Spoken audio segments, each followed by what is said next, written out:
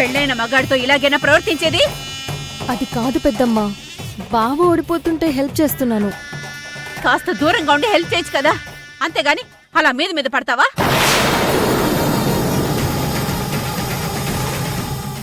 పరాజం, నీ కూతురికి ఏం నేర్పించావు? ఇలాగే నా ఆడపిల్లల్ని పెంచేది? భలే దొరికావు రుక్మిణక్క. ఇక చూడు నీతో ఎలా ఆడుకుంటాను. ఏం మాట్లాడుతున్నావు రుక్మిణక్క?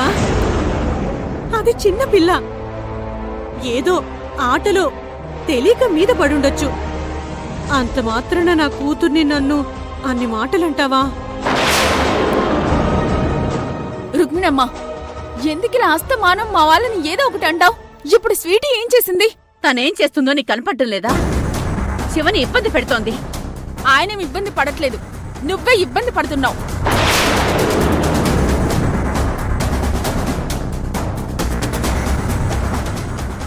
ఒకప్పుడు కావేరిని నా హక్ చేసుకున్నారు. ఆ రోజు నువ్వు తప్పలేదన్నావు, ఈయన కూడా తప్పలేదన్నారు. ఇప్పుడు ఒక చిన్న పిల్ల బావే కదా అని చనువుగా ఆడుకుంటుంటే ఇంత గొడవ చేస్తావెందుకమ్మా? స్నేహ, అత్తయ్యతో అలా మాట్లాడుతున్నావేంటి? Mind your tongue. ఇంకెలా మాట్లాడమంటారు శివగారు? మా పిన్ని బాబాయ్ వచ్చినప్పటి నుంచి మీ అత్తయ్య ఇలాగే ప్రవర్తిస్తుంది.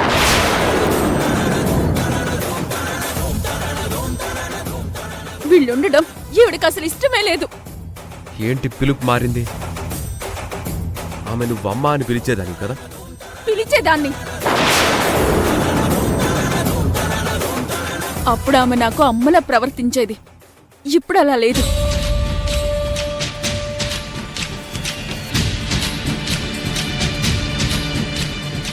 నేను కూడా నిన్నటిదాకా అమాయకంగానే ఉన్నాను శివగారు. ఇప్పుడిప్పుడే మనుషుల అసలు రూపాలు తెలుస్తున్నాయి.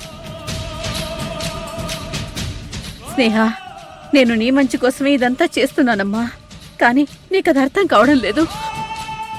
అమ్మ స్నేహ, మా గురించి నువ్వు అల్లుడు గారితో గొడవ పడుకో, మేం వెళ్ళిపోతాంలే. మీరెందుకు వెళ్ళాలి పిన్ని? ఇది ఆవిడగారి ఇల్లు కాదు, నా మొగుడిల్లు, అంటే నా ఇల్లు. షట్ అప్ స్నేహ.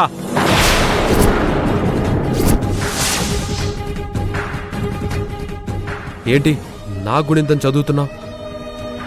ఇక్కడ నావి మీవి అంటూ ఏమీ లేవు. ఈ ఇంటి పెద్ద అత్తయ్య, ఆవిడ చెప్పినట్టు మనందరం వినాల్సిందే. ఓహో అలాగా? అంటే నేను ఈ ఇంట్లో పని మనిషినన్నమాట.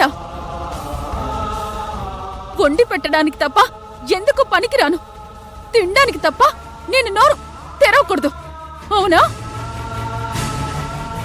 అమ్మ స్నేహ, నేనెప్పుడైనా నిన్నలా చూసానా? నాకు కావేరి గంగ ఎంతో, నువ్వు అంతే. ఇక్కడ జరిగేది వేరు. లేదమ్మా, ఇక్కడ ఏం జరుగుతుందో నాకు తెలుసు. నేను నీ గురించి, నీ కూతురి కాపురం గురించి ఆలోచించినంత వరకు నేను చాలా మంచిదాన్ని.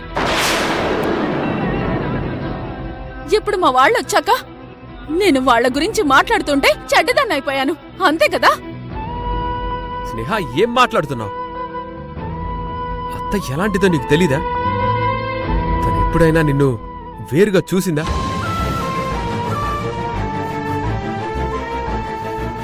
కావేరి కంటే నిన్నే ఎక్కువగా చూస్తుంది. అబ్బో, చూసేది ఎంత బాగా చూసేదో నాకు చాలా గుర్తుంది. అందుకే శోభనం రోజే కూతుర్ని డ్రాప్ చేయమని మిమ్మల్ని పంపించేసింది. మనిద్దరం కలిసి ఇప్పటి వరకు ఎక్కడికైనా వెళ్ళామా శివగారు? కనీసం సినిమాకి వెళ్తున్నా గంగని వెంటబెట్టి మరీ పంపిస్తుంది మీ అత్తయ్య. పిచ్చిదాన్లాగా మాట్లాడకు స్నేహ. చిన్నప్పటి నుండి గంగని నేను ఎత్తుకొని పెంచాను. బావ అనే చనువు కొద్దీ గంగ మనతో వస్తుంది. మరిప్పుడు స్వీటీ చేసిందేంటి? బావా అనే చనువుతోనే కదా మీతో కలిసి ఆడుతుంది. దానికే మీ అత్తయ్య గొడవ చేస్తుంది ఎందుకు? ఛీ, నీతో మాట్లాడటం వేస్ట్. శివ,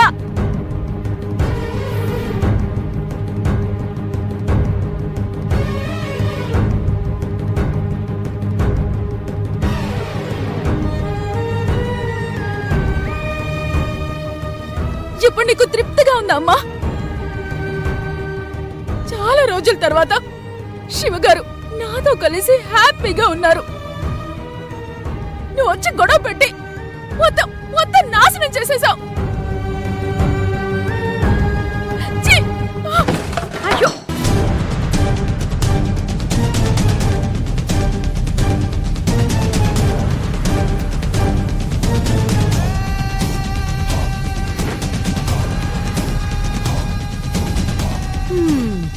చూసావా రుక్మిణక్క, మంచి వాళ్ళతో గొడవ పెట్టుకున్నా పర్వాలేదు, వాళ్ళు ఏమీ చెయ్యరు.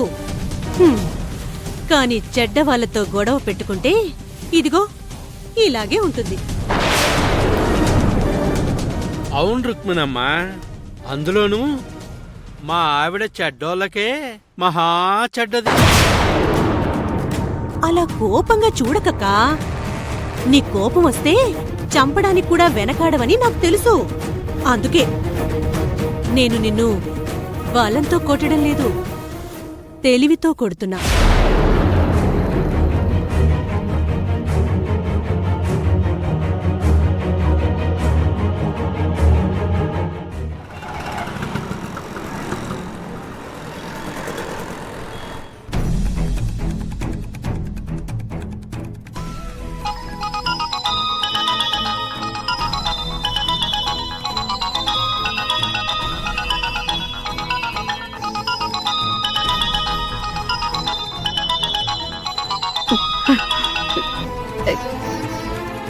కావేరి, ఎలా ఉన్నావమ్మా? చాలా హ్యాపీగా ఉన్నానమ్మా. అర్జున్ బాబుకి గతం గుర్తొచ్చింది. ఆ? నిజంగానా బిడ్డ? ఎంత చల్లని మాట చెప్పావు. అమ్మా, నేను నమ్మిన అమ్మవారు నన్నెప్పటికీ వదలదు. సరైన టైంలో అర్జున్ బాబుకి అన్నీ గుర్తొచ్చేశాయి. కావేరి, ఫోన్ ఒకసారి లైవ్. అత్తయ్య, ఇప్పటి వరకు ఏం జరిగినా నాకు తెలియకుండా జరిగింది. ఏమైనా తప్పుగా ప్రవర్తించుంటే క్షమించండి. అయ్యో, అలాంటిదేం లేదు అర్జున్ బాబు. నీకు మళ్ళీ అన్ని గుర్తుకొచ్చేసాయి. నాకంతే చాలు. అత్తయ్య, నేను కావేరి మీ ఇంటికి వస్తున్నా. తప్పకుండా రండి అర్జున్ బాబు. అమ్మా, ఒకసారి ఫోన్ స్నేహకివ్వు. విషయం తెలిస్తే తను చాలా సంతోషిస్తుంది. ఇప్పుడున్న పరిస్థితిలో తను సంతోషించదు బిడ్డ. నువ్వు బాధపడేలా ఏదో ఒకటి అంటుంది. నువ్వు బాధపడతావు. తను లోపల పనిలో ఉంది బిడ్డ. నేను చెప్తానులే ఈ విషయం. సరే అమ్మా, ఉంటాను బిడ్డ. అర్జున్ బాబు, మన విషయం తెలిస్తే స్నేహ, బావ ఎంతో సంతోషపడతారు. నిజమే కావేరి, వాళ్ళు మనకి ఎప్పుడూ సపోర్ట్గానే ఉన్నారు.